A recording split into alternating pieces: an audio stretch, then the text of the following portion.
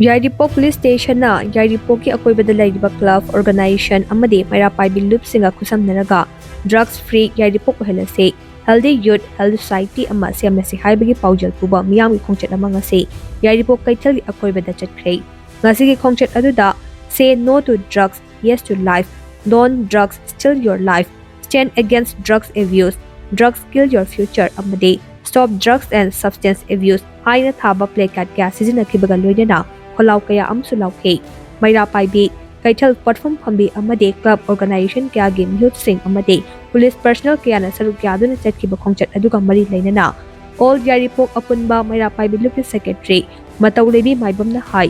ababa khunai ama semnaba hawrakliba naha sing masa mau fana thambada aikoi pumnamaki thodang lei haibasida yumfam oiraga khongchat asi chatpani haina mahangna phongdokhi Mahakna makata na hai Yairipok ki Akoibada mayai kaba jinjak sing chaba yonba tauriba sing asigi mathagdasu ngasi dagi khongjang chathaba hawrakani maram aduna hana aranba lambida chatluba sing amate hawrakliba naha singna mayai kaba jinjak sing sizinnabi kano abhaba khunai ama samgatnaba honabada akhoi puna thudang lominasi haina mahakna makha takhi ꯑꯩꯈꯣꯏꯅ ꯉꯁꯤ ꯁꯤꯟꯖꯔꯤꯕ rally ꯑꯁꯤꯒꯤ ꯇꯨꯡꯑꯣꯏꯅꯅ ꯃꯌꯥꯝꯅꯁꯨ ꯌꯥꯏꯔꯤꯄꯣꯛꯀꯤ ꯑꯀꯣꯏꯕꯗ drug ꯁꯤꯖꯤꯟꯅꯕ drug ꯌꯣꯟꯕ